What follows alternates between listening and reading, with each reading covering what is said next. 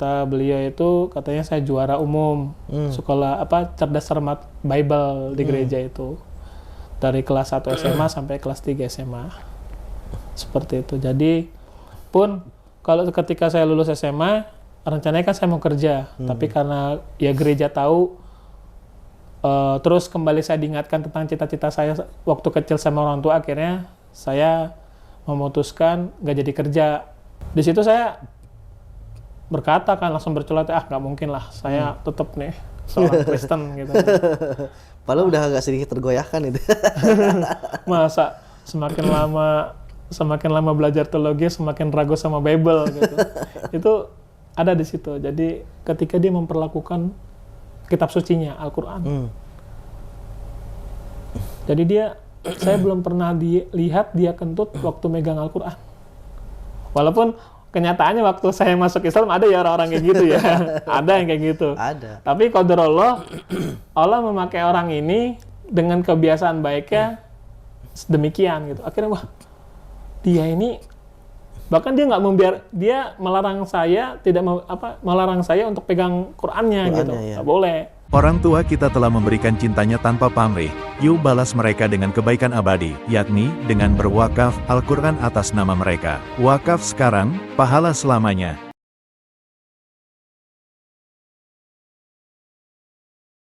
Assalamualaikum warahmatullahi wabarakatuh. Alhamdulillahirrabbilalamin. Sahabat wakaf, alhamdulillah sekarang saya bersama dengan seorang mu'alaf pada tahun 2020 yang lalu, ya, pas Covid, pas Idul Adha, beliau ini memutuskan untuk kembali kepada fitrahnya, yaitu menjadi muslim. Insya Allah kita akan coba mendengarkan bagaimana kisah beliau ini. Beliau bernama Umar, Masya Allah ya, dari namanya aja Umar gitu kan. Mudah-mudahan pemilihan nama Umar ya yang baru buat beliau ini bisa ya minimal bisa menjadi sedikit-sedikit seperti Umar lah, walaupun tidak bisa 100% seperti Umar gitu kan. Sifatnya, karakternya, ketegasannya, kesolihannya dan sebagainya. Dan nama sebelumnya mungkin tadi saya dapat info ya, beliau dari Sumatera Utara ya, Sumatera Utara.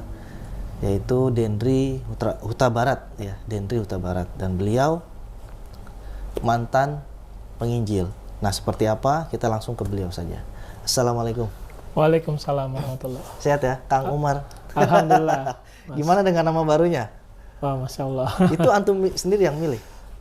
Jadi ini juga rekomendasi juga itu. Dan juga waktu awal-awal juga, kebetulan juga waktu awal pencarian hidayah itu, sahabat yang pertama kali diceritakan kepada saya itu kebetulan juga Umar bin Khattab. Masya Allah. Berarti antum langsung ngefans ya sama Umar bin Khattab ya. Jadi kalau sahabat itu ya dari kalangan sahabat ya Umar bin Khattab. Masya Allah. Seandainya yang pertama diceritakan ya Abu Bakar kan, As-Siddiq, ya mungkin beliau juga ya. Seperti itu. Tapi nggak apa-apa, bagus lah nama Umar ya kan, Al-Faruq. Nah, dapat nama baru dan itu menginspirasi antum ya, Umar bin Khattab. Iya. Ini gimana ceritanya nih? Antum itu kan dulu sekolah teologi ya? Iya, seperti itu. Biasanya kalau sekolah teologi itu semakin mantep tuh kekristenannya. Ini kok malah semakin. Ini bisa diceritain nggak perjalanan antum spiritual dari, ya antum pasti kan hidup di lingkungan Kristen ya waktu itu ya, di keluarga? Campur ya? Campur, Kristen Muslim. Itu saya pengen tahu, dari antum kecil sampai antum bisa memutuskan untuk masuk Islam tuh gimana ceritanya tuh? Masya Allah. Oh, berarti ini dari kecil ya gitu ya? Iya boleh, boleh nggak apa-apa. Jadi dari kecil itu saya itu udah ya, ini kata orang tua ya, itu cita-cita mau jadi pendeta. Akhirnya waktu SD itu udah mulai rajin tuh sekolah minggu. Rajin sekolah minggu. Bahkan kalau misalkan nggak sekolah minggu tuh orang tua bisa hukum. Oh, diapain tuh kalau dihukum? Ya minimal ya dimarahin pakai verbal ya. ya maksimal ya dimarahinnya pakai alat gitu. Seperti itu. Terus waktu SD itu pun udah mulai disuruh baca-baca Alkitab, Bible gitu. Disuruh baca Bible baik dari orang tua maupun dari pendeta setempat gitu. Tempat saya waktu sekolah minggu itu. SMP saya tentunya ikut ibadah remaja. Nah, di ibadah remaja itu saya masuk pendalaman Bible bersama teman-teman yang lain. Itu sekitar Sabtu jam 7 malam. Jadi kalau teman-teman yang lain itu teman-teman saya yang lain itu malam mingguan di mana gitu kan. Saya malam minggunya di gereja. Tuh. Sampai kadang ya sampai jam 8:30, jam 9, kadang ininya jam 9:30 seperti itu. SMP itu ya? SMP kelas 2 atau kelas 3 ya, kurang. Habis itu SMP juga saya udah jadi mulai diikutkan sertakan guru sekolah minggu. Oh. Ya. Lebih mantapnya lagi nanti waktu SMA.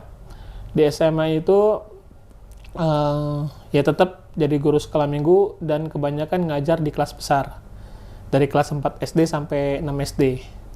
Itu antum SMA tuh? Ya, SMA. Berarti dari SMP udah mulai ngajar sekolah minggu? Ya. Oh. Terus pemantapannya lagi, lebih mantapnya lagi waktu SMA. Habis itu juga baca, ya masih ya sering juga baca Bible. Habis itu juga dari orang tua siang atau malam itu wajib baca Bible gitu. Berapa halaman lah, Anda lupa itu wajib sama orang tua. Kalau enggak ya dimarahin lagi. Sebelum berangkat sekolah, sebelum tidur tuh wajib doa. Gitu. Tuh, jadi orang tua memang Kristennya benar-benar Kristen taat ya.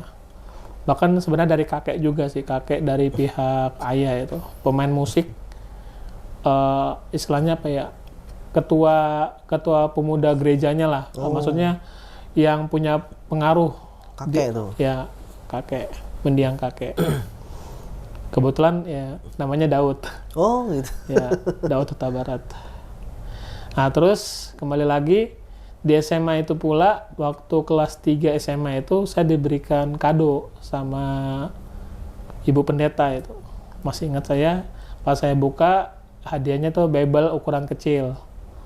Terus kata beliau itu, katanya saya juara umum sekolah cerdas cermat Bible di gereja itu. Dari kelas 1 SMA sampai kelas 3 SMA. Seperti itu. Jadi pun kalau ketika saya lulus SMA, rencananya kan saya mau kerja, tapi karena ya gereja tahu, terus kembali saya diingatkan tentang cita-cita saya waktu kecil sama orang tua, akhirnya saya memutuskan gak jadi kerja di Jakarta. Waktu itu sama mendiang paman saya, mau ditaruh di kerjaan paman lah. Jadi pilihannya tuh waktu itu dua, waktu lulus SMA, antara kerja di Jakarta, linknya sama paman, mendiang paman. Yang kedua itu sekolah teologia. Sekolah teologia di Malang atau di Surabaya. Yang pilihannya tiga. Pilihannya 3. Habis itu, tapi lebih pilih ke kerja sih, kan lumayan kan duit. Tapi orang tua mengingatkan kembali cita-cita saya, terus juga pendeta setempat juga mengingatkan saya, akhirnya saya sekolah teologia. Lulus SMA jadi langsung beberapa minggu kemudian baru masuk sekolah teologia, ikut ospek juga. Itu tahun 2009. Ya? Pertengahan 2009. Itu lulus SMA itu ya? Iya, habis lulus SMA langsung. Berapa minggu kemudian ya, karena masih ngurus-ngurus surat kelakuan baik dan lain sebagainya. Setelah itu semester 1 itu kan karena saya tuh sebenarnya dari SMA punya hobi baca ya. Sebenarnya sih dari SD sih udah mulai udah tahu, tapi lebih intensif lagi baca buku yang tentang lebih kritis lagi tuh waktu SMA, perpustakaan. SMP itu cuma beberapa jam waktu istirahat sama kadang waktu pulang, jadi masih, tapi yang lebih intensif SMA. Nah, di kampus itu terbawa kebiasaan itu. akhirnya itu waktu saya masih semester 1 itu saya sering baca buku-buku yang mulai semester 6 tuh. Padahal saya semester 1. Sampai ada kakak kelas itu ngeledek gitu kan. Kamu Den pakai logat inilah Indonesia bagian timur lah.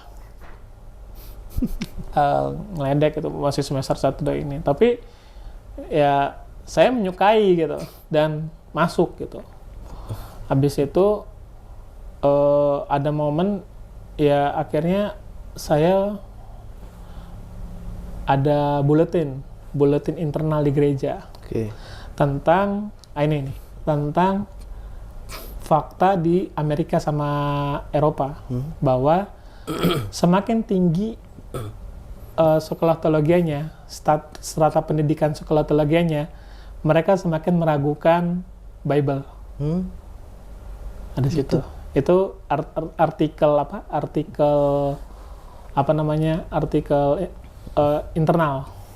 Nggak tahu, Ana lupa itu soalnya 2000 berapa ya waktu 2010 atau 2011 atau Ana lupa. Tapi waktu itu masih Ana belum usia 20-an seingat saya. Di situ saya berkata kan langsung bercelat, nggak mungkin lah saya tetap nih seorang Kristen gitu. Padahal udah agak sedikit tergoyahkan itu. Masa semakin lama belajar teologi semakin ragu sama Bible gitu. Itu ada di situ. Jadi waktu itu saya berceloteh kayak gitu secara langsung gitu. Dan ternyata dengan status S1 ini juga masuk Islam juga, nggak perlu S2 gitu. Jadi di sana memang gitu, di tulisan artikel itu seperti itu. Jadi di Eropa sama di Amerika, semakin strata pendidikannya makin tinggi, teologianya itu semakin mereka meragukan Bible. Oh gitu ya? Tapi antum bisa membuktikan itu? Dan mereka membuktikannya secara logika. Jadi akhirnya kan banyak tuh dari Barat sama Amerika sama Eropa itu orang-orang masuk Islamnya kebanyakan pintar-pintar kan. Iya benar. Walaupun secara Indonesia juga banyak yang pintar juga gitu. Tapi maksudnya dalam artikel ini seperti itu. Jadi mereka ingin membuktikan kesalahan-kesalahan Al-Quran. Justru yang mereka dapat mukjizat-mukjizatnya Al-Quran. Seperti akhirnya mereka banyak yang masuk Islam. Iya. Nah, kembali lagi karena saya yakin kan, nggak mungkin lah saya tetap Kristen. Karena kan tadi Kristen itu kan agama doktrinal gitu kan. Beda sama Islam. Islam itu Allah mengajak umatnya untuk berpikir gitu, logika gitu, bahwa kayak misalkan jika ada yang meragukan Al-Quran, coba tuliskan gitu, coba tulis surat atau ayat yang semisalnya dengan Al-Quran. Kan gak ada yang mampu. Padahal zaman dulu bangsa Arab itu di zamannya Nabi Muhammad itu kemampuan berbahasa Arabnya kan bagus, sastranya sangat tinggi gitu. Tapi nggak ada yang mampu. Betul. Padahal zaman keemasannya lah, tapi nggak ada yang mampu gitu menandingi Al-Quran. Tadi kan bener kan gitu. Nah, di Bible itu mereka meragukan. Semakin lama stratanya makin tinggi gitu, strata pendidikannya makin tinggi. Nah, berjalannya waktu mulai ada keraguan itu. Jadi gini, ketika Yesus itu adalah memang Tuhan dan dia tinggal di bumi, nah terus yang jagain surga siapa? Nah itu kan. Dan ketika saya bertanya dengan satu dua dosen, mereka jawabannya bukan dari Bible, penafsiran gitu. Penafsiran yang harus diyakini. Nah itu kan aneh gitu, masa gak memuaskan akal saya gitu untuk menangkap itu gitu. Wah, ini tafsiran. Kalau tafsiran ya bisa-bisa aja. Kalau kalau di dalam penafsiran Bible itu namanya ada istilahnya itu, ini agak lebih setelah memperkosa ayat. Oh. Maksudnya penafsiran bablasan. Iya, nah, iya, gitu. iya. Nah, saya mikirnya wah ini kebablasan nih penafsirannya ini gitu. Ada istilah begitu memang di kalangan mahasiswa teologi gitu. Wah ini mau, maksudnya ayat ini yang tadinya nggak berbicara ini dikait-kaitkan akhirnya dipakai gitu dalil-dalilnya padahal nggak sesuai gitu. Tapi itu tadi karena Kristen tuh agamanya doktrinal, ya udah saya merasa ya udahlah terima aja Kristen gitu kan. Apapun ya dan amin kan gitu. Apapun yang dikatakan pendeta, apapun yang dikatakan Bible, apapun yang dikatakan penafsirannya ya dan amin gitu. Akhirnya sampailah saya udah wisuda gitu. Oke. Nah, tapi waktu saya kuliah pun saya ini kan orang-orang sebenarnya orang biasa aja ya. Saya merasa saya ini orang biasa aja. Tapi beberapa teman saya itu banyak yang sering nanyain teologi ke saya. Oh gitu. Dari kalangan teman saya seangkatan sama ada tingkatan saya gitu, banyak gitu. Padahal saya merasa biasa aja, nggak merasa pinter, tapi sering ditanyain gitu. Walaupun teman-teman saya bilang, wah, Dan lu kritis katanya, gini lu pasti bisa jawab. Bahkan kalau misalkan diskusi Bible tuh di kelas itu, kalau di ini bilangnya inilah diskusi paper gitu, diskusi makalah tentang apa namanya, tentang tugas individu. Itu biasanya ada beberapa teman bilang gini, Den, nanti lu nggak usah tanya, Den. Lu kalau tanya yang aneh-aneh, apa yang berat-berat, jangan nanya dah. Terus saya bilang, kadang saya mengiyakan, tapi kadang juga saya bilang gini, nanti kalau saya nggak tanya, saya nggak dapat ini dong, nggak dapat nilai, gitu, nggak dapat nilai. Jangan nanya dong, lu kalau nanya berat nih, kata teman saya gitu kan. Akhirnya saya ngomong begini, yaudah gini aja,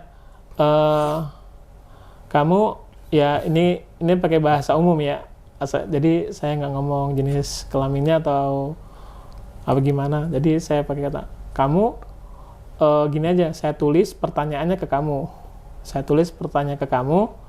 nanti apa namanya, saya tulis juga jawabannya. Jadi saya pura-pura nanya, nanti kamu tinggal bacain aja jawabannya dari saya. Udah selesai.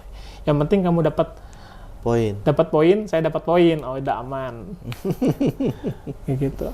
Bahkan ada temen yang nyewa saya bikin makalahnya. Kalau nggak salah 100.000 atau 200.000 itu. Berapa halaman? Saya nggak mau lah. Karena saya pikir teman saya kalau saya giniin bodoh dia. Yeah. Akhirnya saya bilang, kalau kamu mau nanti saya ajarin, saya datang ke tempat kamu gitu. Jadi ada yang karena kalau laki-laki saya ngajarinnya di kamarnya dia. Kalau perempuan ya saya ngajarnya di ini, bukan ngajar sih, bantuin tugasnya dia di perpustakaan gitu. Habis itu ya itu berakhir dengan wisuda tahun 2014. Wisuda 2014. Habis itu saya ke Semarang, tempat yayasan. Nah disitulah saya sebenarnya sih mulai aman-aman aja, saya tetap Kristen gitu, udah. Tapi mulai 2018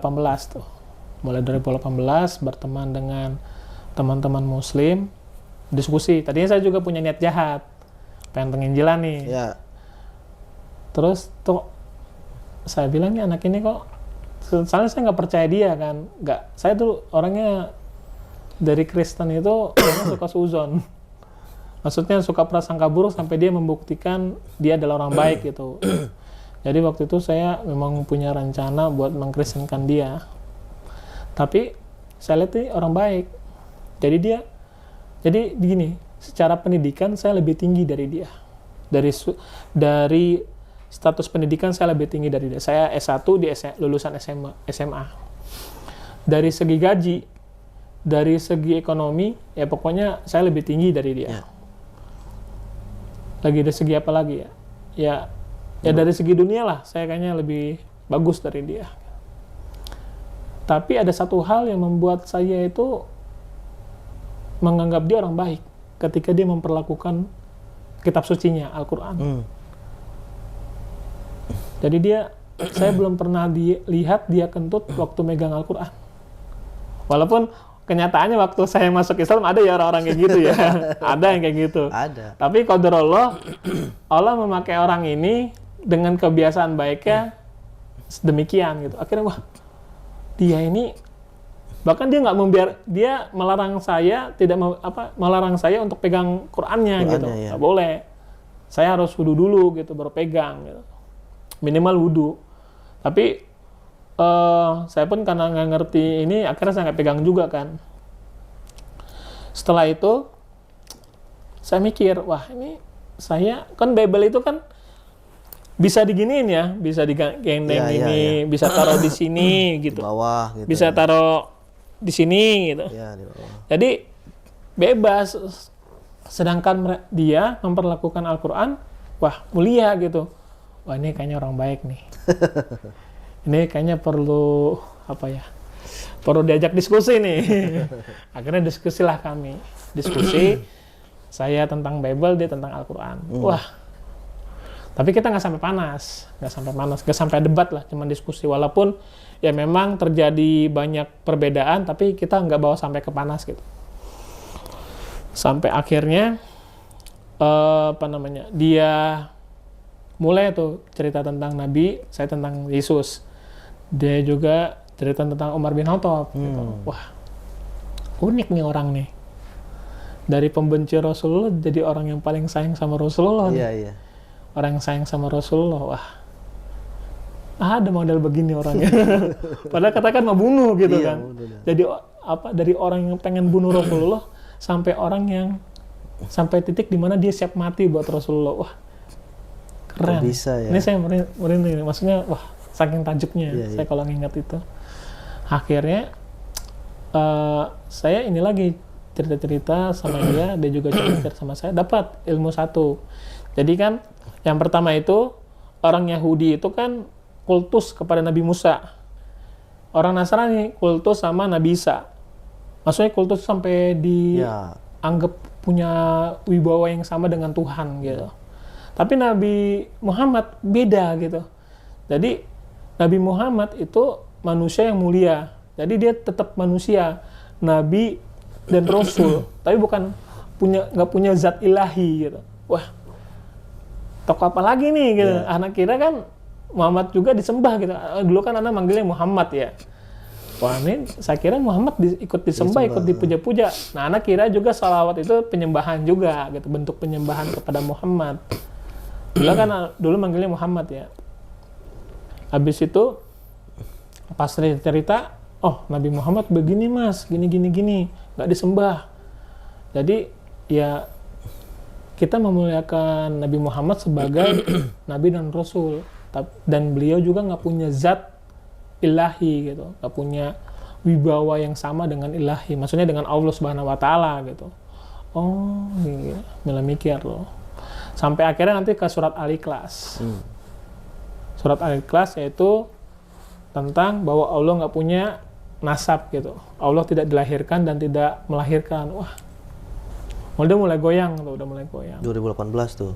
2018 sampai 2020. Okay. Jadi itu banyak diskusi. Tapi karena saya juga kerja kan, jadi diskusinya nggak tiap hari juga gitu. Jadi abis itu saya 2019 sudah mulai goyang. Tapi saya bingung juga, saya kan di lingkungan kerjanya Kristen gitu kan. Akhirnya saya pun ke mana-mana, udahlah coba nabung dulu lah, nanti habis nabung baru masuk Islam. Tapi nggak bisa. Padahal dari kalangan keluarga saya ini diantara 5 bersaudara, dari kecil saya paling pintar nabung. Tapi anehnya pada saat itu saya nggak bisa nabung. Setiap kali ada nabung, pasti ada pengeluaran yang besar gitu. Akhirnya ya uang ana yang nggak naik-naik signifikan. Terus ada mikir, ya udahlah kalau begini terus kapan masuk Islamnya gitu kan.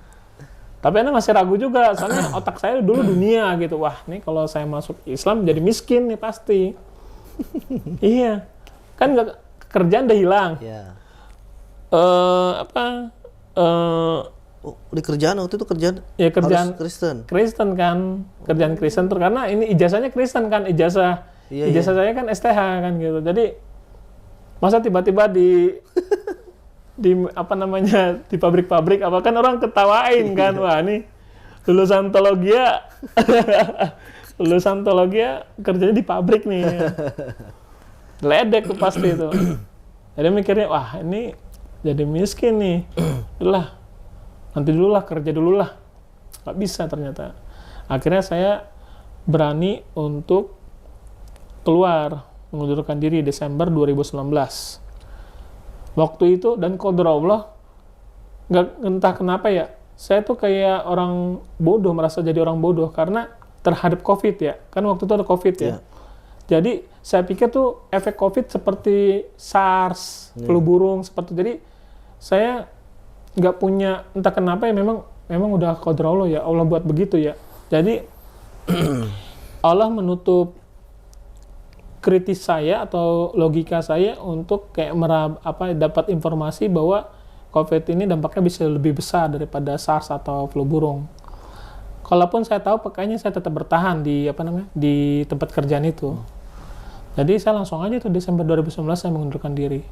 Langsung tuh Januari langsung tuh kena efek semua. Tapi saya belum dapat efek karena ATM saya masih ada gitu. Maksudnya isi ATM-nya masih ada, jadi nggak terlalu berefek. Mulai tuh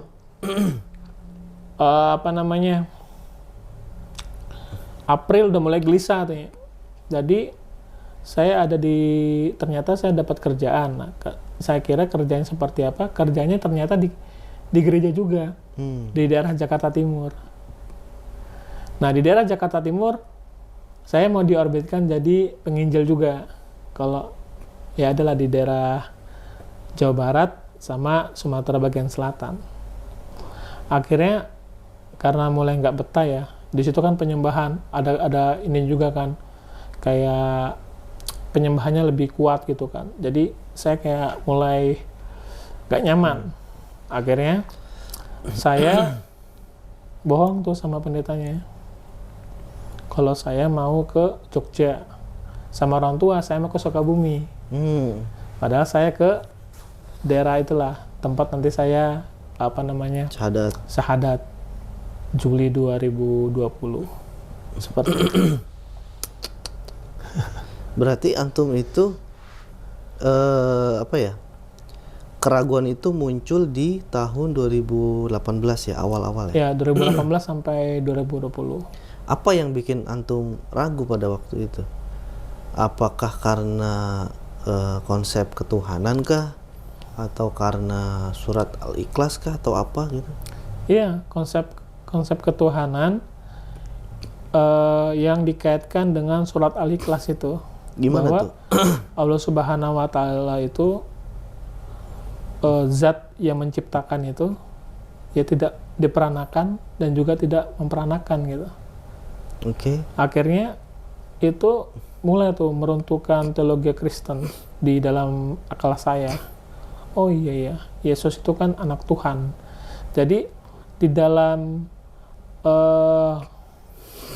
Yohanes 3 ayat 16 itu, jadi pemahaman Yesus sebagai anak Tuhan itu secara khusus. Jadi anak Tuhan tuh ada dua istilah. Anak Tuhan sebagai khusus, anak Tuhan sebagai umum. Okay. Anak Tuhan sebagai umum tuh orang-orang Nasrani yang percaya kepada Yesus adalah Tuhan. Tapi kalau misalkan Yesus itu anak Tuhan secara khusus, gitu, melalui Maria, atau dalam kalau Katolik Bunda Maria, seperti itu. Nah jadi, wah, iya ya, langsung mulai runtuh bahwa bagaimana Yesus itu bisa disebut Tuhan. Satu sisi ada Yahweh gitu, ada Roh Kudus juga gitu kan. Jadi 3 dalam 1 kan, Trinitas atau Tritunggal. Seperti itu. Nah, antum itu kan sekolah teologi kan berapa tahun? 3 tahun ya? 4 tahun belajar, 1 tahun PKL, jadi 5 tahun. 5 tahun.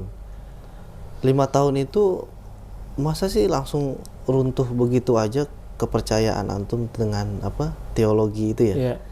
Gitu kan? Apa memang seperti itu kejadiannya langsung runtuh begitu? Apakah antum nggak ada pembelaan? Misalkan ada pembelaan Tadi kan antum bilang, pokoknya saya tetap deh, gitu kan. Apa nggak ada pembelaan? Wah, enggak nih. Salah. Mulai mikir. Jadi, mikir. oh iya. Tapi kan itu tadi karena saya gengsi kan. Wah, masa saya sama anak lulusan SMA begini sih. Nah, tapi ketika saya udah nggak bersama dia tuh udah mikir gitu. Waktu saya di tempat kerjaan saya mikir gitu. Wah, iya ya. Kok Yesus itu kan berarti bukan bagian dari Tuhan gitu. Bukan dari, akhirnya itu tadi mulai kepikiran akhirnya udah meyakini bahwa Al-Quran itu adalah kitab suci yang originalnya masih ada gitu. Oh, berarti selama diskusi itu antum dikasih tahu ini ya tentang keotentikan Al-Quran itu itu ya. Juga. Oh. Terus dibandingkan sama Bible yang saya pelajari kan. Jadi ini Bible juga Masya Allah ya. Jadi Bible itu kan ada 2. Perjanjian Lama dan Perjanjian Baru. Beda sama ini versi yang Protestan. Kalau yang Katolik tengah-tengahnya itu Deuterokanonika. Nah, ketika Israel dijajah sama kerajaan Yunani, baru ada terjadinya Helenisme. Helenisme itu adalah mereka nggak apa-apa orang Israel, tapi kamu yang penting bisa punya kemampuan tentang kebudayaan Yunani dari segi bahasa dan lain sebagainya. Akhirnya ada keturunan Israel itu, generasi Israel yang nggak bisa mulai nggak fasih bahasa ibunya sendiri, bahasa Yahudi. Akhirnya Perjanjian Lama itu diubah ke diubah ke bahasa Yunani, ya namanya Septuaginta LXX. Itu adalah versi Perjanjian Lama bahasa Yunani. Padahal dari bahasa aslinya bahasa Ibrani sekitar 95% lah kurang lebih, sisanya itu bahasa Aramik. Nah, terus Perjanjian Baru kan langsung Perjanjian Baru kan karena hasil Helenisme langsung ke bahasa Yunani, akhirnya digabung. Nah, waktu masuk ke bahasa Latin, diterjemahkan ke bahasa Latin namanya Vulgata. Kitab namanya Vulgata. Vulgata itu Bible versi bahasa Latin. Nah, baru nanti diterjemahkan ke bahasa Inggris. Baru diterjemahkan ke bahasa Indonesia. Ada bahasa antar negara lah, ada bahasa Malaysia, ada bahasa Thailand, ada bahasa Indonesia. Nah, di bahasa Indonesia sendiri dipecah-pecah ke bahasa daerah. Ada bahasa Aceh, ada bahasa Batak, ada bahasa Jawa, ada bahasa Sunda, ada bahasa Kupang, apalah sebagainya gitu, seperti itu. Jadi terjemahan Bible lah. Terjemahan Bible itu sama dengan kitab suci Kristen. Sedangkan Al-Quran dari dulu sampai sekarang ya begitu gitu. Walaupun nanti kalau kita belajar qiraah ya, kan ada macam-macam, tapi itu nggak mengubah keotentikan Al-Quran, nggak merubah maknanya gitu. Dalam ilmu qiraah. Beda sama Bible gitu. Bible banyak sekali perubahan kata-kata, bahkan kata ini juga berbeda makna, seperti itu. Akhirnya saya juga mikir juga, seperti ini. Tapi emang kalau misalkan dari cerita saya kembali, yang paling berperan besar itu ya tentang ini tadi, surat Al-Ikhlas itu. Surat Al-Ikhlas bagaimana ya Allah itu satu gitu. Oke, berarti tadinya antum sama sekali tidak percaya dengan Al-Quran, ya kan? Bukan hanya nggak percaya, anti Muhammad saya itu. Begitu. Ya kan, itu tadi makanya saya kan penginjilan. Seperti apa antum di kepala antum tentang Nabi Muhammad pada waktu itu? Jadi saya dulu waktu di kampus itu belajar Islamologi. Oke. Jadi Islamologi versi versi Bible, versi Nasrani. Bahwa ya itu tadi Nabi Muhammad itu tukang kawin. Nabi Muhammad tuh itu yang diajarin tuh. Ya, gurunya dari mana? Adalah di Malang juga. Artinya dari sekolah itu juga ya? Ya, gitu. Oke. Terus yang kedua, Nabi Muhammad itu gak adil. Beliau katanya nikahnya banyak, sedangkan umatnya itu maksimal 4 kan gitu. Oke. Terus Nabi Muhammad itu pedofil, yang karena berkaitan sama ibunda Aisyah gitu. Terus Nabi Muhammad itu Wah, itu sampai fisiknya dijabarin tuh. Dijabarin, jenggotnya segini. Akhirnya gitu. ya dari ciri-ciri itu berusaha digambarkan. Gitu. Dan pas digambarkan, ini benar-benar kayak mirip begalnya padang pasir. Astagfirullah. Wajah benjali kan. Makanya ini aneh. Ketika mereka marah, jengkel terhadap para pendakwah di bidang kristologi, mereka kan seakan-akan korban ya. Iya. Seakan-akan korban nih. Tapi di sisi lain mereka sebenarnya pelaku sendiri gitu. Iya. Di dalam internal mereka sendiri, mereka berbicara tentang Islamologi. Gitu. Jadi mereka seakan-akan korban padahal mereka pelaku. Makanya kalau misalkan seandainya mereka nggak suka Islam pendakwa kristologi seperti ini, ya mereka harus hentikan semua gitu. Iya. Menghentikan aktivitas Islamologi dan juga menghentikan sistem penginjilan mereka. Dan sebenarnya yang paling bahaya itu ya penginjilan itu sendiri sih. Karena di dalam visi misi penginjil ini itu mereka berusaha untuk mendirikan kerajaan Yesus di bumi seperti di surga. Atau kalau di Indonesia mendirikan di kerajaan Yesus di Indonesia seperti di surga. Jadi mereka berusaha menguasai Indonesia ini sebagai Kristen. Kalau nggak sempurna visi misi mereka, minimal Islamnya Islam KTP, gitu. Islam yang jauh dari syariat, itu udah cukup bagi mereka. Jadi kalau ada orang nggak bisa diinjili, minimal ya dia Islamnya rusak gitu. Islam yang jauh dari syariat. Dan paling bahayanya begini, ketika ada seorang Muslim Islam dari lahir, mengaku dia Muslim, benar-benar Muslim, tapi dia dia punya kualitas hidup mereka jauh dari syariat Islam, tapi pemahamannya mereka menganggap sebuah kebenaran. Ini paling bahaya. Ya kan? Ada orang mencuri, tapi itu kan kalau mencuri, tahu kan kalau ini dosa, masih ada rasa bersalah kan? Itu masih, walaupun dia dosa kan masih ada rasa bersalahnya dia kan? Walaupun nanti ya tetap ada hukumannya lah. Tapi yang paling bahaya itu kan ketika ada seorang Muslim berbuat dosa tapi nggak merasa berbuat dosa, karena ini adalah kebenaran. Iya. Nah itu yang mereka formulasikan gitu, supaya ini kejadian. Berarti yang tadi tentang Islamologi itu di sekolah teologi itu ada ininya mata kuliahnya atau gimana? Ada. Oh, astagfirullah. Anda lupa 2 SKS atau 3 SKS? Iya, mau berapa SKS tapi kan itu kan sama saja menjelekkan itu kan. Nah. Artinya tadi antum bilang kan bahwa agama Kristen itu kan doktrinal ya, apa sih tadi? Doktrin lah. Nah, berarti kan yang Islamologi itu juga kan berusaha didoktrinkan kepada mahasiswa-mahasiswanya gitu ya. Sehingga nanti ketika dia melakukan penginjilan, dia punya maklumat di dalam kepalanya ya, bahwa Nabi Muhammad itu adalah orang yang paling buruk, gitu ya? Ya, seperti itu. Seperti itu kan? Malah nanti ada penjelasan lagi, Islam itu adalah, yang pertama, Islam itu adalah agama yang paling radikal. Oh, gitu? Iya dong. Agama radikal, agama teroris. Padahal, Kristen itu dalam Bible-nya punya ayat jihad loh. Oh gitu? Di Filipi pasal 1 ayat 24. Filipi itu... Coba. Filipi itu kita ada Alkitab ya? Surat Paulus. Oh, surat Paulus. Iya, surat Paulus. Tapi itu di Alkitab semua yang ada di Indonesia itu ada? Ada. Wah, ini saya penasaran nih. Ayat jihad nih.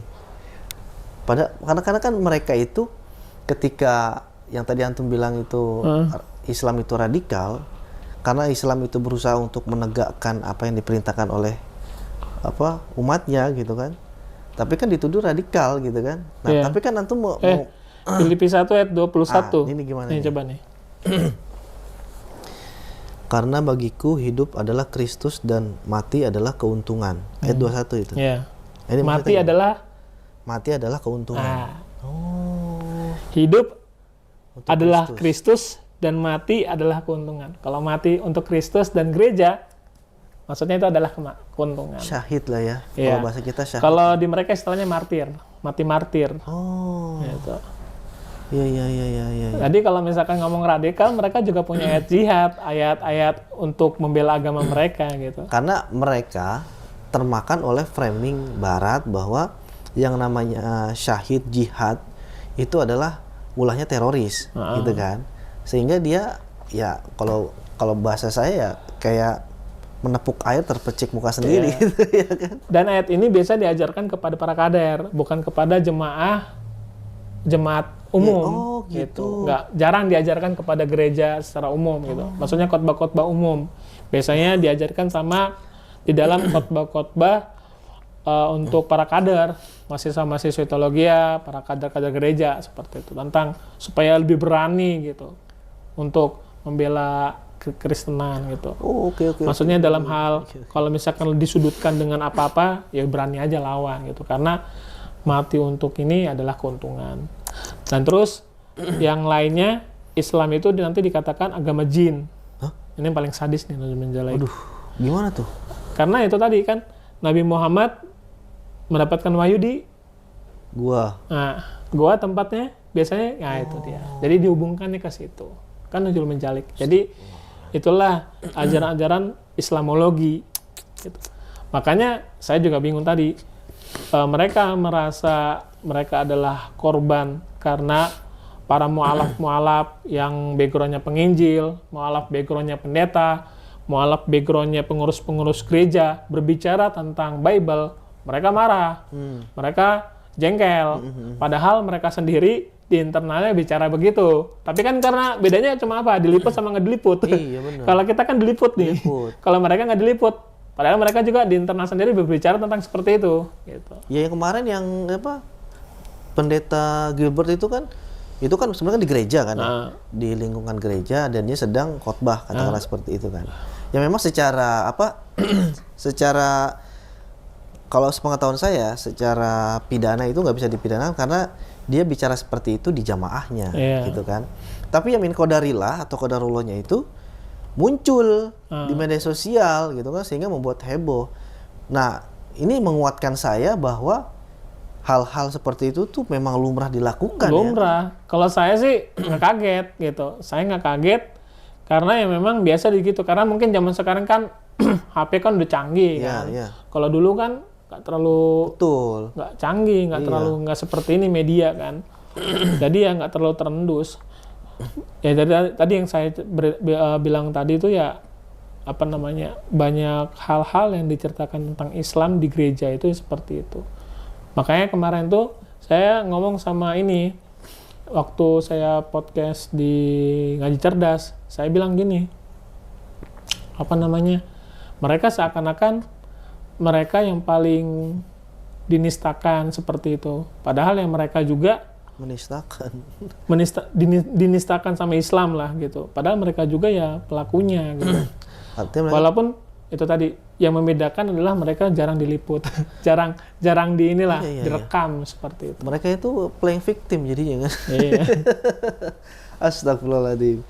Ya jadi buat kita ya jangan salahkan kita gitu kan, jangan salahkan media-media yang terlalu menurut mereka menohok kepada agama-agama mereka karena ya antum kan seorang lulusan teologi gitu kan, dan antum juga memaparkan tadi bahwa mereka sendiri yang memulainya gitu, bahasa kasarnya kan gitu kan, mereka memulai, ya kita hanya mengimbangi karena kita kalau antum kan setelah masuk Islam pernah nggak kita diajarkan untuk mengolok-olok atau untuk bahkan kita kan diajarkan untuk tidak mengolok-olok gitu kan ya. Kita nggak usah ngolok-ngolok agama Kristen atau agama yang lain karena mereka akan mengolok-olok agama kita gitu kan. Tapi ini udah jelas nih, kita nggak mau ngolok, mereka yang mau ngolok. Jadi jangan playing victim gitu ya harusnya ya. Iya, dan juga ini beda antara olok-olok sama mencerdaskan umat.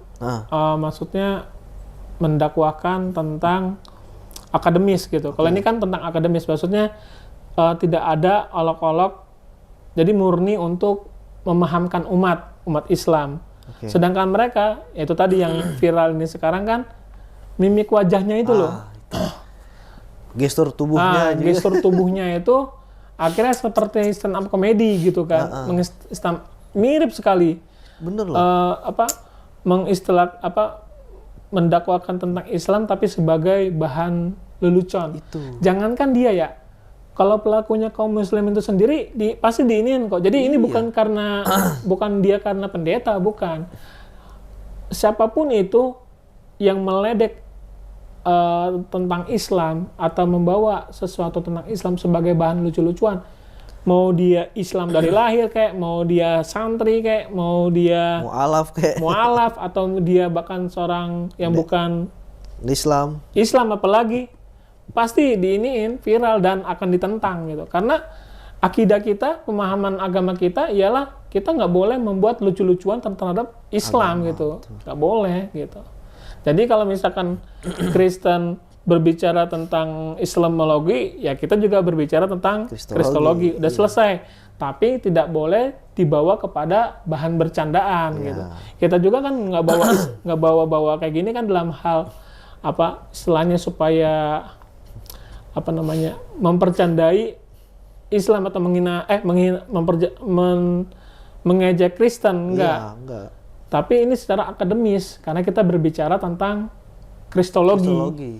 Nah, kalau yang tadi lagi viral ini, ya anggaplah dia bicara tentang Islamologi ya. Tapi Islamologi yang kebablasan dengan mimik wajah, yang gestur yang blunder gitu. Betul. Itu dia tuh. Kan sampai praktekin begini segala kan ruku gitu kan. Itu udah jelas sebenarnya kan. Dan memang kalau misalkan memang ya mudah-mudahan ada tindak lanjut ya dari pihak yang berwenang ya. Karena biar biar yang kayak gini-gini tuh jera gitu. Artinya kita sebagai umat muslim itu tidak pernah sama sekali kita itu dalam kajian-kajian kita tuh ya seperti tadi yang Atum ceritakan itu menggambarkan Nabi Muhammad adalah orang yang terburuk di muka bumi. Bahkan kita menganggap Yesus itu adalah karena gini, kalau kata Dr. Zakir Naik, kalau kamu cinta Yesus, ya kan? Kalau kamu cinta Yesus, ikuti ajarannya. Gitu kan? Ya kita kan sedang mengikuti ajaran Yesus gitu kan.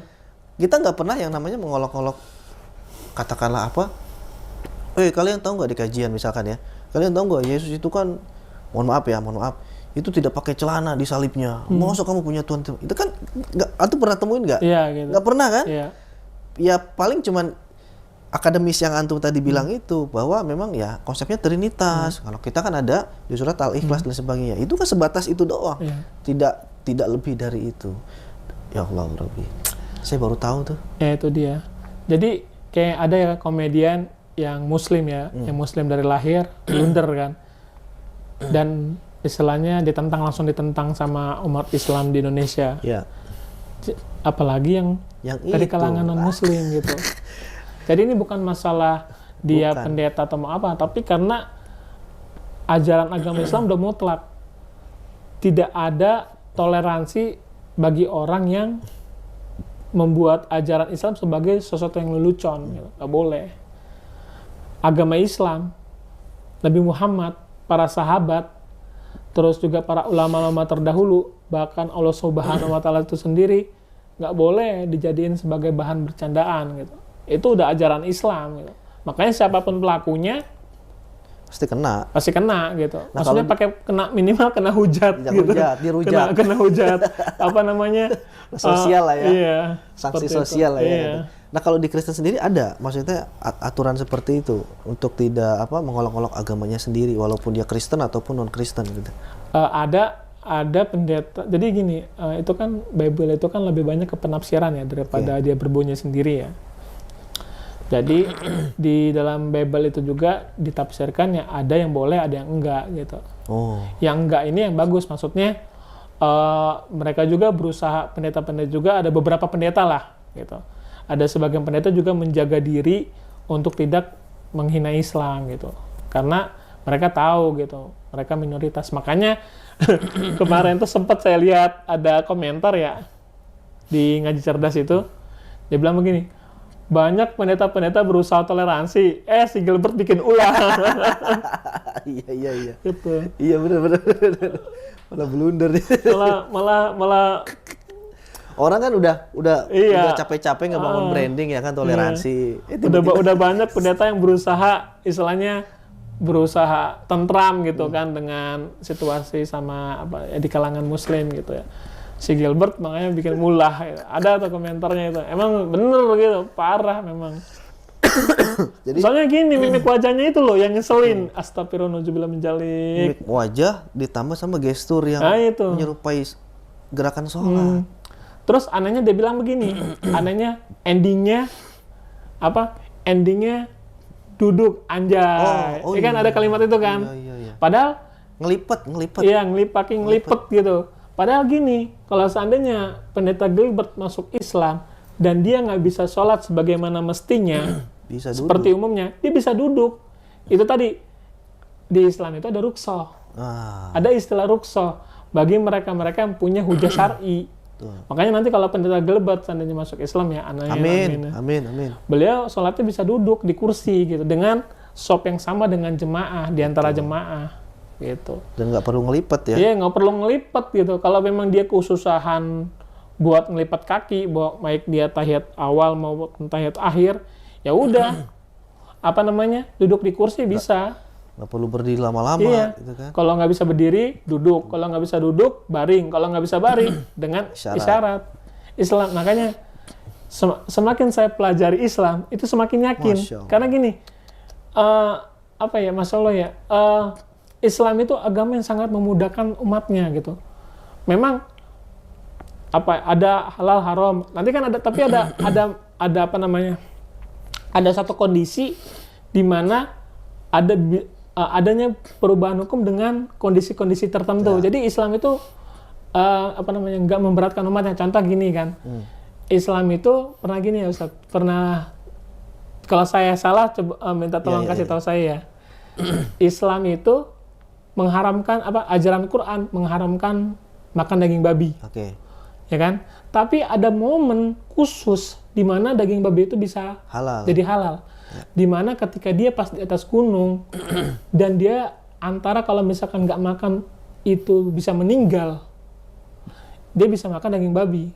Tapi dengan syarat-syarat tertentu, dengan ada fikihnya, dengan syarat-syarat tertentu, dengan momen-momen tertentu itu bisa jadi halal. Dan itu nggak full dia semua makan gitu. Ada catatan khususnya gitu dalam ilmu fikih. Jadi makanya juga nggak kemaruk juga gitu, karena itu kan memang daging haram, tapi ada momen tertentu diinin jadi halal. Sama juga kayak sholat tadi. Jadi Islam itu agama yang memudahkan umatnya gitu. Betul. Bener ya? Betul karena memang kan ada apa ahkamul khamsah ya. Ya. 5 hukum, yaitu wajib, sunnah atau mandub, makruh, mubah sama haram. Jadi contoh misalkan kita bahas ini deh. Kalau antum tadi kan haram ya, babi. Contoh kita bahas poligami deh, ya kan. Poligami ini kan lagi isu seksi lah. Ya. Poligami ini kan hukumnya itu kan apa menurut antum? Dari 5 hukum tadi, wajib, sunnah, makruh, mubah. Antum aja starting jawab. Nanti aku kalau ini didemam ibu-ibu nanti. Jadi kalau poligami itu hukumnya itu bukan sunnah, tapi mubah. Artinya boleh. Nah, kalau dia mau, kalau boleh itu kan kalau dikerjakan nggak dapat pahala, ditinggalkan juga nggak dapat dosa. Boleh-boleh aja gitu. Nah, bagaimana biar hukumnya bisa sunnah, bisa naik? Dan dia juga bisa berubah hukumnya jadi wajib. Poligami itu wajib ketika sang istri pertamanya tidak bisa memenuhi kebutuhan biologis daripada suami. Katakanlah suami normal itu kan kalau kata penelitian atau medis itu kan seminggu 3 kali misalkan begitu. Tapi ada loh lelaki yang sehari itu bisa sampai 5 sampai 10 kali ada. Tapi istrinya kan satu kan nggak cukup gitu kan. Nah ini udah jatuhnya wajib. Dia wajib untuk bisa mencari istri lagi gitu kan. Makanya memang Islam itu adalah agama yang memang sangat-sangat sempurna. Nggak ada lagi sempurna Islam. Jadi kalau kita mau poligami, ya kalau antum misalkan ya katakanlah biologisnya cukup di satu istri, antum mau poligami, ya itu hukumnya mubah. Antum nggak akan dapat pahala dan antum nggak akan dapat dosa. Tapi kalau antum mau naik lagi jadi sunnah, antum harus cari kayak katakanlah janda, terus dia itu butuh apa namanya punya anak banyak. Nah, dia single parent, dia harus kerja bla bla bla gitu kan. Nah, antum pengen nyelamatin dia, pengen nyokolahin anak-anaknya gitu kan. Itu hukumnya sunnah jadinya. Tapi kalau cuman untuk apa namanya, wah cakep nih, saya udah duit, saya pengen nikahin, ya itu mubah aja, jadi nggak berpahala sama sekali. Itu tanda bahwa Islam itu adalah bisa sesuai dengan situasi kondisi yang tadi antum bilang itu. Jadi kalau kita punya problem dengan masalah hidup, kita nggak usah takut. Karena kan Islam itu kan dari kita bangun tidur sampai tidur lagi itu kan diatur kan. Masya Allah. Itu dia. Perkara kita mau masuk ke kamar mandi aja diatur. Perkara kita, apalagi perkara tentang muamalah gitu kan. Perkara tentang ya macam-macam itu semuanya diatur. Karena memang Islam itu kan jalan hidup. Aturan hidup yang diturunkan Allah oleh kita semuanya. Nah, balik lagi ke kisah antum. Setelah antum memutuskan untuk syahadat di tahun 2020, itu keluarga antum gimana? Wah, berat nih. Ya keluarga pasti ya menolak lah. Nah, gimana tuh ceritanya tuh waktu itu? Apakah antum, Ibu, saya udah masuk Islam nih, kayak Umar kan? Umar waktu itu kan langsung ketok-ketok pintu apa namanya pembesar kafir waktu itu kan? Apa gimana waktu itu? Jadi orang tua itu kan karena mereka itu tegas terhadap kekristenan ya. Maksudnya anak-anaknya benar-benar dididik sebagai ya berusaha mendidik lah, menjadi Kristen yang taat. Jadi anak itu baru bisa bilang itu setelah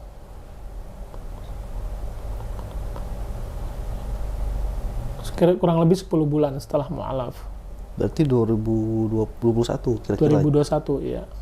Waktu lupa Ramadan atau Syawal tuh. Jadi baru bilang tuh, karena itu tadi yang pertama, ini agak ini ya. Yang pertama itu ya saya berusaha menjaga perasaan orang tua saya, karena kan pasti kecewa ya. Terus juga ya efek psikologis sama tetangga juga. Terus alasan yang berikutnya itu saya masih mencari tahu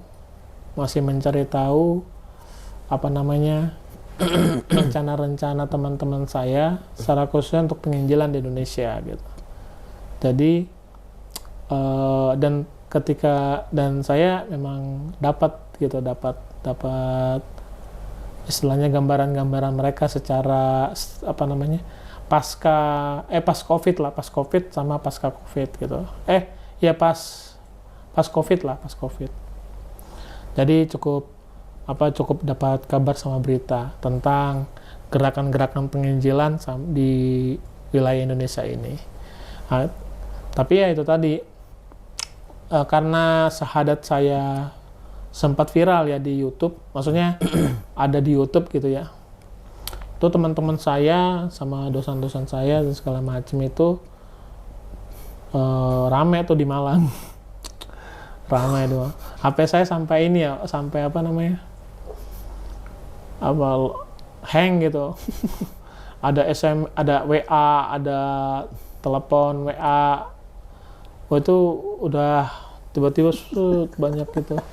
Karena waktu itu saya sempat mondok yang di Bogor ya, daerah Bogor. Itu kan seminggu sekali baru pegang HP. Jadi waktu saya nyalain hang gitu. Oh, kenapa nih hang? Ketika saya buka, wah itu WA ada di situ.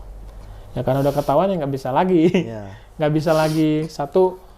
bisa lagi istilahnya punya hubungan yang sama orang tua seperti dulu.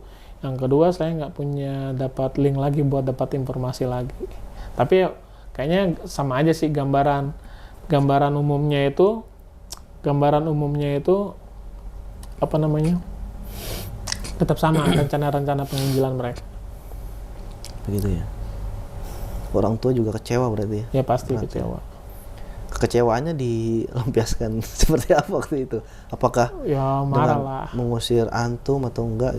Enggak, karena saya kalau mengusir saya udah ada di posisinya bukan ada di rumah ngasih taunya, jadi ngasih taunya lewat WA, telepon WA lah gitu. Saya telepon di WA, ya udah saya kasih tahu. Tapi sekarang baik-baik aja kan? Iya Masih sama. Sama ya. Masih ngajak. Oh, masih ngajak Ya. balik gitu. Doain ya Ustaz supaya orang tua saya Amin, dapat amin. hidayah. Amin, amin. Tapi antum juga ajak orang tua. Ya pernah ada momen ngajak tapi masih keras lah. Si keras lah ya. Artinya antum masih suka ketemu lah ya. Belum enggak. Cuma setelah saya syahadat itu 2 kali lah. Oh, 2 kali. Ya, kurang lebih 2 kali. Nah, pertemuannya itu apakah untuk ya silaturahmi antara anak dan orang tua atau? Yang pertama itu saya datang ke rumah, tapi orang tua saya belum tahu saya udah masuk Islam untuk ambil barang. Yang kedua, orang tua saya nyamperin, tahu Ke pondok? pondok di Jakarta, ya daerah Jakarta Selatan. Oke. Tahu, tapi karena ada CCTV kan nggak bisa aneh-aneh kan. Akhirnya ya mereka pulang dengan baik-baik. Alhamdulillahnya ada CCTV. Berarti datang itu untuk ngelihat antum gitu ya? Ya, Nggak ngajak kan? yang ngajak pulang. Ngajak pulang aja gitu Ya, ya? tapi ya karena itu tadi ada CCTV ya orang tua saya nggak bisa, bapak saya dan adik saya atau mama saya nggak bisa nggak bisa aneh-aneh. Kalau nggak ada CCTV, aneh-anehnya Ya gimana? mungkin bisa beda cerita. Bisa dipaksa. Ekspresinya lebih Garang. ya lebih ekspresif lah. Oke. Kemungkinan besarnya seperti itu. Iya. Karena saya tahu karakter orang tua saya. Itu juga sama bapak juga waktu itu ya? Iya. Lengkap itu ya, datang ya. Masya Allah, antum ini apa ya? Sampai sekarang, tapi hubungan masih baik lah ya, masih suka WA-an gitu ya. Untuk sekarang sih belum, agak renggang. Kamu tinggal di mana sekarang? Ada di daerah Jawa Barat. Jawa Barat. Ya. Nah, antum kegiatan sekarang apa nih? Ya sekarang alhamdulillah dikasih kesempatan buat belajar agama mondok. Oh, di daerah Jawa Barat, Jawa Tengah? Jawa Tengah. Oh, Jawa Tengah lah Iya. ya. Udah lama di situ? Kan karena saya pindahan dari Jakarta Selatan ya, maksudnya pondok di daerah Jakarta Selatan, Jagakarsa,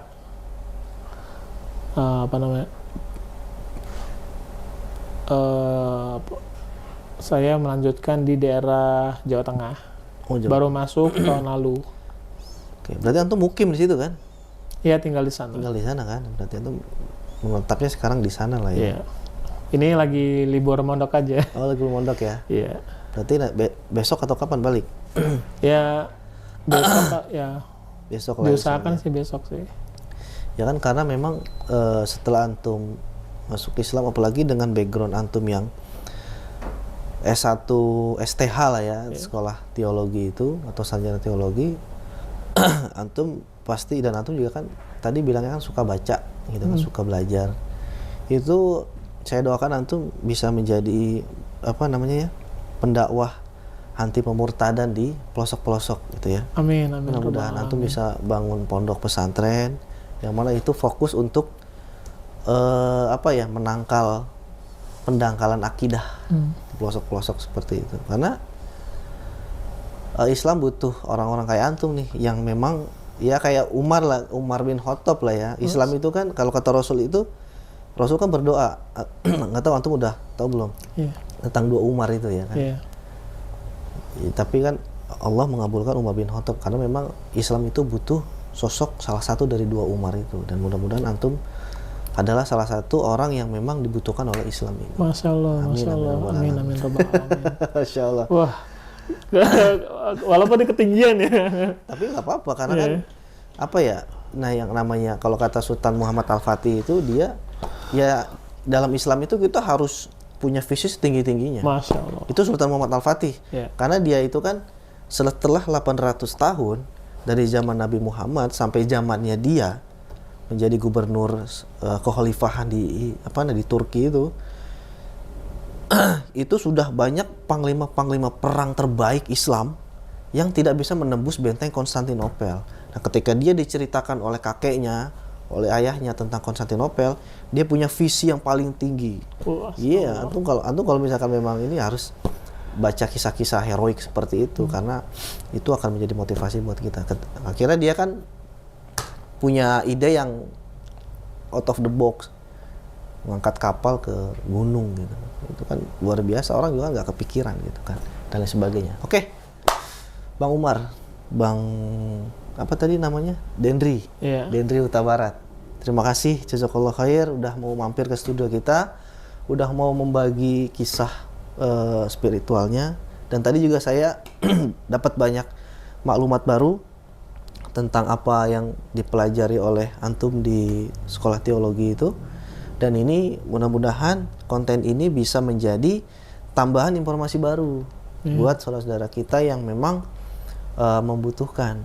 Apalagi banyak komen-komen kita tuh kalau ada informasi terbaru tentang penginjilan, misionaris dan sebagainya, mereka tuh berterima kasih kepada konten ini, termasuk narasumber dan juga tim yang ada di sini. Masya Allah. Mudah-mudahan konten ini ya 1, 2 atau 10 orang bisa jadi wasilah syahadat.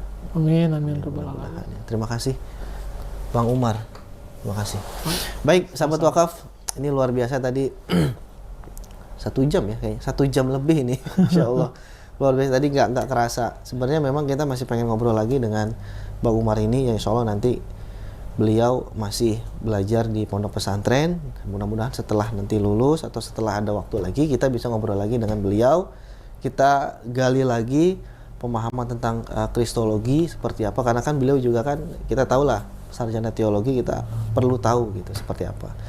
Jika konten ini bermanfaat, silahkan like, komen, dan share, dan jangan lupa subscribe channel ini agar kita terus bisa memberikan konten-konten dakwah untuk Anda semua. Terima kasih. Assalamualaikum warahmatullahi wabarakatuh. Orang tua kita telah memberikan cintanya tanpa pamrih, yuk balas mereka dengan kebaikan abadi, yakni dengan berwakaf Al-Quran atas nama mereka. Wakaf sekarang, pahala selamanya.